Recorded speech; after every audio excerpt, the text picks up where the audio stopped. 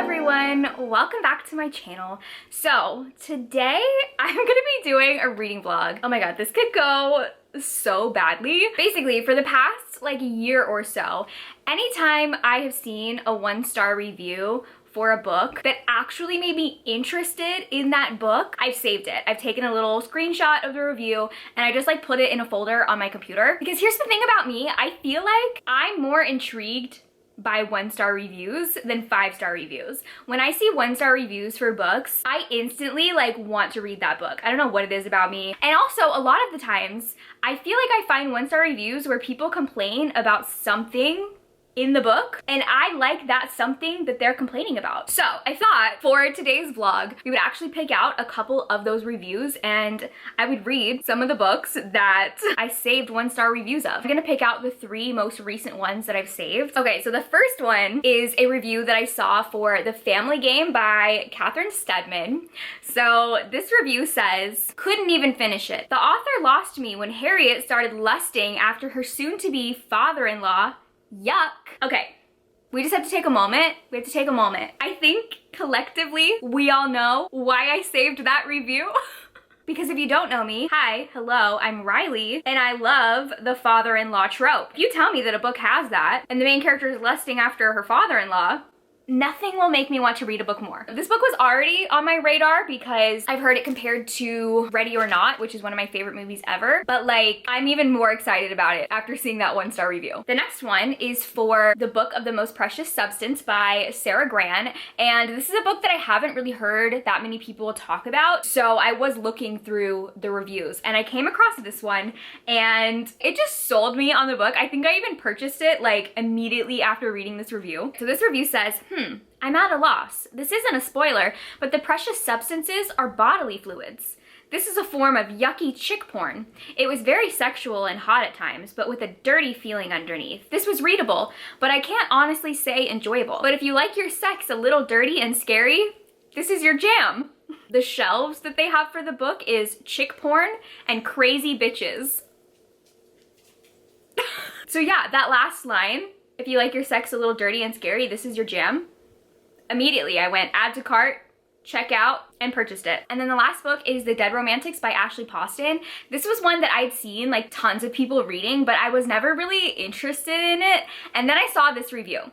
So this review has an edit. They have their original review, and then they came back later and edited it. So I'm gonna read you the original review and then what they updated it to. So the original review was, the writing was sweet and sincere. There were a lot of things I was hoping would happen within the story, and I'm glad it all actually panned out. I just think the entire plot of this was super clever. So I'm assuming that was like a 4 or 5-star review originally. Then they came back and updated it to 1 star and they said, edit. I know this is about to sound so ridiculous, but I'm pretty sure this is a Raylo fic. So that changes everything and I hate it now.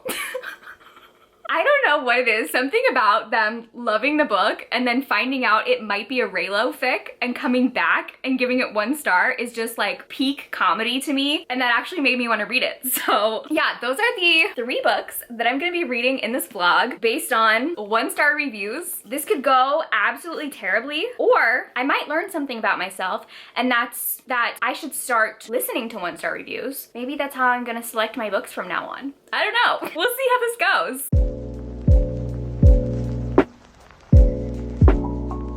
So I am halfway into The Family Game and I'm really enjoying it actually. However, it's not entirely what I thought it would be. I guess this is my own fault for not fully reading the synopsis and just reading like the beginning part. Going into it, I definitely thought this was gonna be more Ready or Not vibes, where like the game is something that she's playing in the house with this family, but it's more like a cat and mouse game between her and her new future father-in-law that's like spanning over the course of like a month. It's not like one day they're playing a game and she has to survive. It's like a long game, okay? Also, this takes place over Christmas.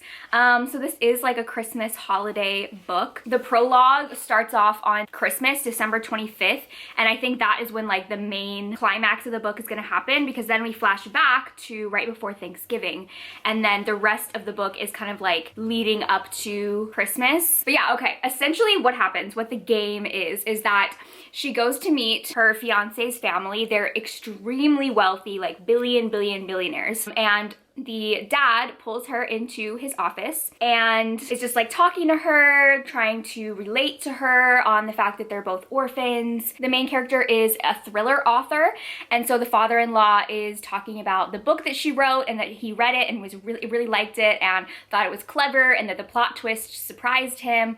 And he tells her that he has his own book that he's writing, that he's recorded on tape, and he would love it if she could listen to the tape and give him her thoughts. So he gives her this like old cassette tape. Later, when she goes to listen to it, the tape is him confessing to all of these murders that he committed and telling her like, this is your test or something like that. Like he's testing her to see what she's gonna do with this confession. So she's now like investigating, trying to figure out if what he's confessing to on the tape is real or if he's just messing with her. So she's trying to track down all these people that he supposedly killed. That's what's happening right now. And in the midst of all that, she's also trying to write her second book. Her publishers need within like 2 weeks, and she's kind of writing a story loosely based on the family. It's very fun, very interesting, even though it's not fully what I expected it to be. I'm thoroughly entertained. I wouldn't say so far it's anything like revolutionary or like holds up to some of my favorite thrillers that I've read, like Ashley Winstead, They Never Learn. It's not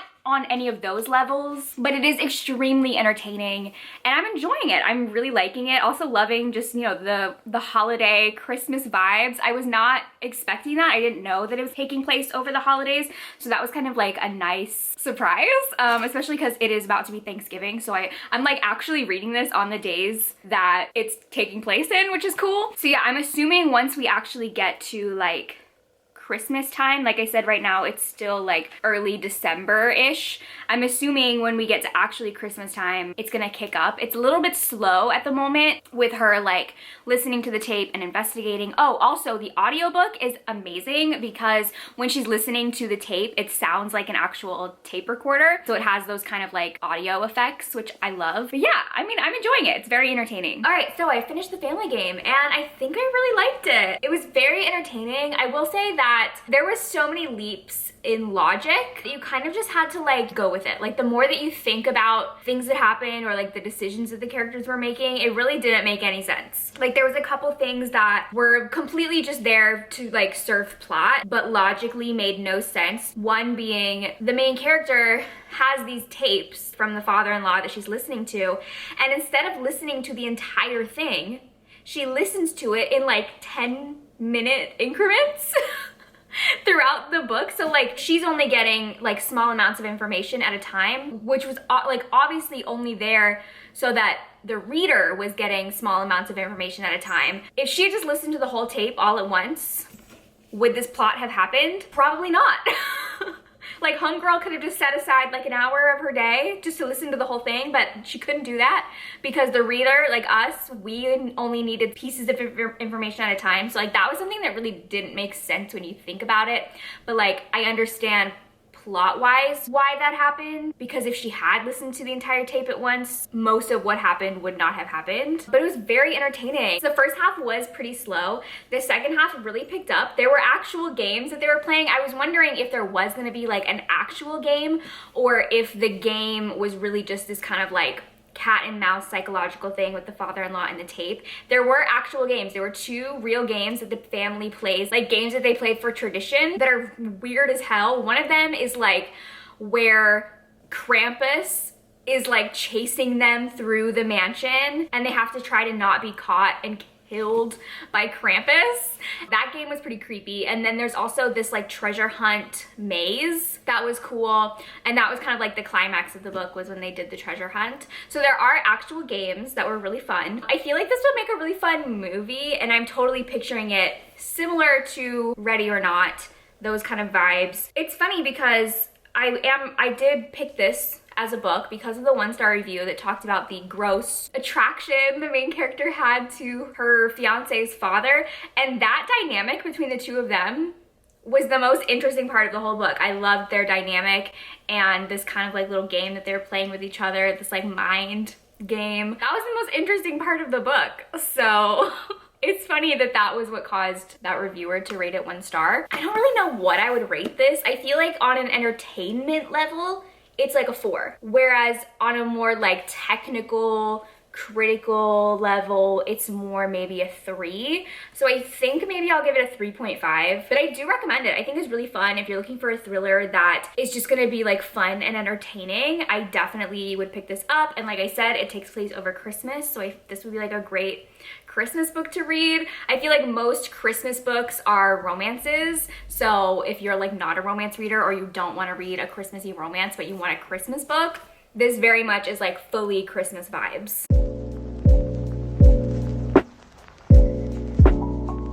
So the next 1 star book that I'm starting is The Book of the Most Precious Substance by Sarah Gran. So I have read a book by this author before. I read Come Closer and I gave it 5 stars. I loved it. This one was like a demonic possession book and it was fantastic. So I was already interested in this book and then I saw that 1 star review.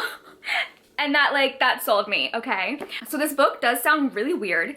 It says, a mysterious book promises unlimited power and unrivaled sexual pleasure. If book dealer Lily can find it, it's the sale of a lifetime and maybe a ticket to a new life. So there's this 17th century book that it's a manual on sex magic, and it's rumored to be the most powerful occult book ever written. And some of the wealthiest people on earth are willing to pay a fortune for it. So she's like trying to hunt this book down. I don't know, it sounds really good. It sounds weird. I feel like I'm gonna love this. All right, so I've read the first couple chapters of The Book of the Most Precious Substance, so I kind of have a better idea what it's about. Basically, we're following this woman who is this rare book dealer, and one of her colleagues or like another book dealer dies, and right before he died, he told her that he had this client who was trying to find this book called The Book of the Most Precious Substance. They were wanting to pay a lot of money for it, and so he was trying to track it down.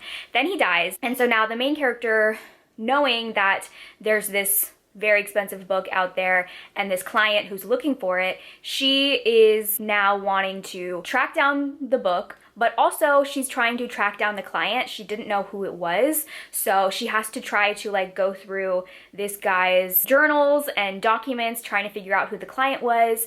And she's also going to a bunch of different people in this like rare book dealer community trying to track down this book that supposedly has these like ritualistic practices.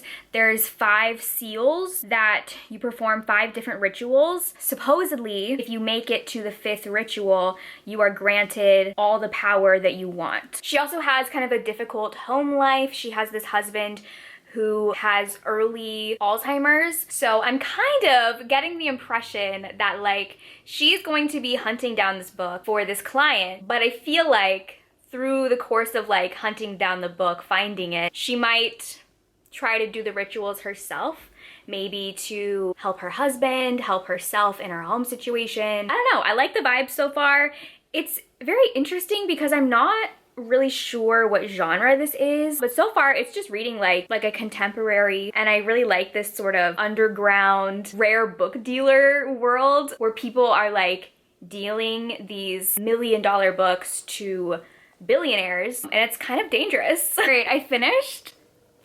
And I think I'm giving this 5 stars. This might be one of my favorite books of the year. I feel like this is kind of a hard book to like pin down and define. It is many genres while also being none of them. It's not a horror, but it does have this like very unsettling undertone throughout the entire book. It's also not a thriller or a mystery, but there is like a thread of a mystery going on with like who is in possession of the book, who wants to buy the book, is the book real? It's also not a fantasy, but it does play with the idea of a magical book, and there are some moments of magic. It's not a romance, but there is a very sexual vibe to the book. Because I don't know if I said this, but there's 5 seals, like 5 different levels to unlocking this power. And each of the levels requires a bodily fluid. And a lot of those fluids are fluids that you get while performing sexual acts. So there is a lot of sex in here, sexual language, sexual scenarios, but it's not like sexy. It's more like on a clinical, we're doing these things to perform these rituals to get these precious substances. Because, like, spoiler alert, the precious substances, the precious substance is a very particular bodily fluid, which actually, when you find out what the precious substance is, it makes this cover so funny. This cover is camp. I feel like in a lot of ways this book reminded me of Bunny, but not necessarily in like plot or writing, just in the sense that it lives in this sort of like realm in between so many different genres where it's none of them and it's very hard to pin down and classify. And I can definitely see why people would think this is boring, because the main character and her partner, they're working together to find this book. They're literally like, the whole book they spend just like going to one person and being like, do you have the book? And they're like, no, but like this other person, they might know something. And then they go to that person and they're like, do you have the book? And that person's like, no, but this other person might know something. And they go to that person and they're like, do you have the book? And all the while they're doing this, every single person that they talk to about the book gives them a very small amount of information. So they're collecting all of this information about the rituals before they even get the book. It's so good. It is so good. I can see why people would think it's boring, because it's like the same thing over and over and over. But it, like, the way that it's just like, you know, it's building to something really great, and it does. Oh my god, I loved the ending. Obsessed, obsessed. Oh my god, I actually have a book that I think I would recommend with this, which is another book that I feel like I've never really been able to pitch to people, and that's Women Eating. I feel like the same person would like both of these books. AKA that person's me. I gave both of these 5 stars. The way that like nothing happens in both of these books, but they also both have this like very sinister energy to it, but then you're also just really following like this one character's journey through something kind of weird. Yeah, I feel like these are like the perfect book pairings. So I've now given Sarah Graham 5 stars 2 times. I feel like she is gonna be a new favorite author of mine. I need to look up what else she's written, because Come Closer actually came out in like 2004. It is a very old book. And then this one came out, I think, this year. So like, I'm not sure if she published any books in between there. I hope she did. Otherwise, that would be really depressing, because this was amazing. I just keep laughing at the cover. It's so funny.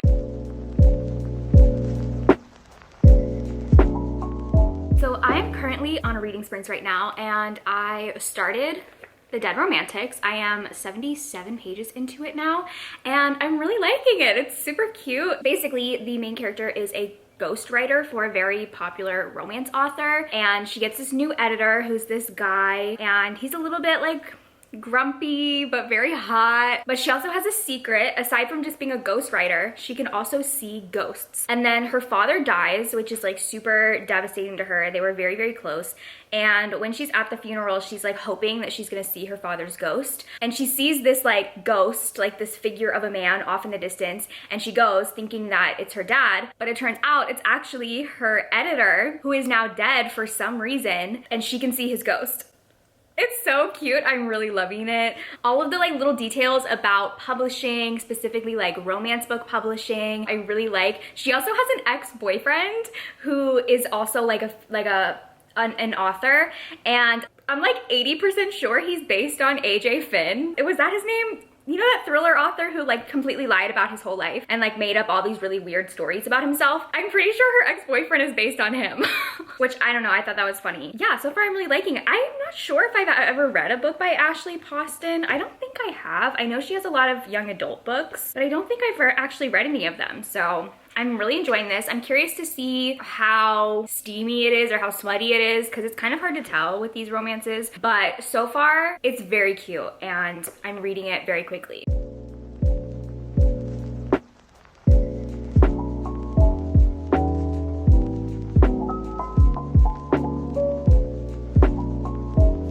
Okay, I finished The Dead Romantics. I'm giving it 5 stars. Oh my god, I loved this.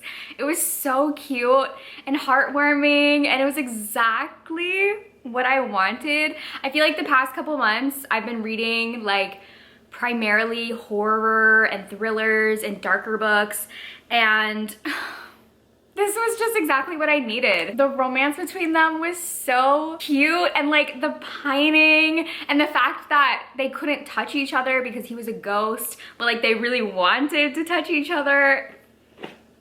It was so good. It was so good. Someone during the sprints said that it was similar to the movie Just Like Heaven with Reese Witherspoon and Mark Ruffalo, and I 100% agree with that. I do feel like I need to address the 1-star review and the fact that the reviewer said that this is like a Raylo inspired book. I didn't get that at all. I mean, the guy's name is Ben, and like maybe in the way that he's described physically, I could see how he could look like Adam Driver. Although Florence, the main character, actually compared him to Josh from The Hating Game. So I was picturing more like young Henry Cavill, because that's how I picture Josh. But other than his name being Ben, I didn't get Raylo at all. So even if this was at one time Raylo inspired, I feel like it's so completely different now. I really like, if I hadn't read that review before reading this, I never would have connected the dots. And I was looking for other things, other connections, and either they all went over my head or I really didn't see any connection. I guess actually,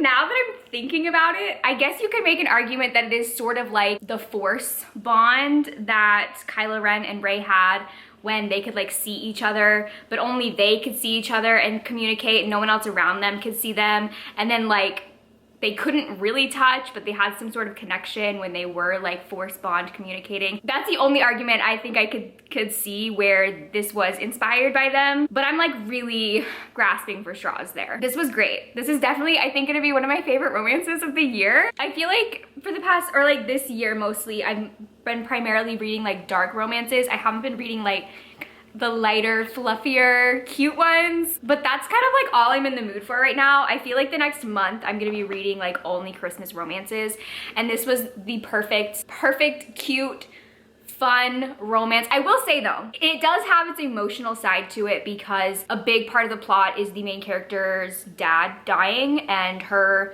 family getting ready for the funeral and dealing with their grief. So there are like the emotional elements to this. I just loved it. It was so good. 5 stars, 5 stars. Highly recommend this. Oh, it's blurbed by Allie Hazelwood. Huh, that's another Raylo connection. Now I'm like, is it actually inspired by Raylo? I don't know. 5 stars. This was great. And I just think it's even funnier now that I've read this, knowing that the review that I picked this book from, they originally liked the book. And I'm assuming gave it a high rating, maybe 4 or 5 stars, and then dropped it to 1 star because they think it's Raylo inspired. That is just very funny to me. So that's gonna be the end of this vlog. Can we talk about how successful this was? I had 2 5 stars. Oh my god. And then this one, a 3.5, but I still found it super entertaining. I feel like the 1-star reviews that I read for all of these books were accurate. I mean, with the Dead Romantics, I think we can debate if it was Raylo. I don't know. I really don't know. But at least the reviews for both of these books, accurate. I think this is just like the perfect example that like reading is so subjective, and what one person loves, another person could absolutely despise, and that's fine. But I feel like this went really well. So I hope you guys enjoyed this video and seeing me read all of these books. Thank you guys for watching, and I will see you in my next video. Bye!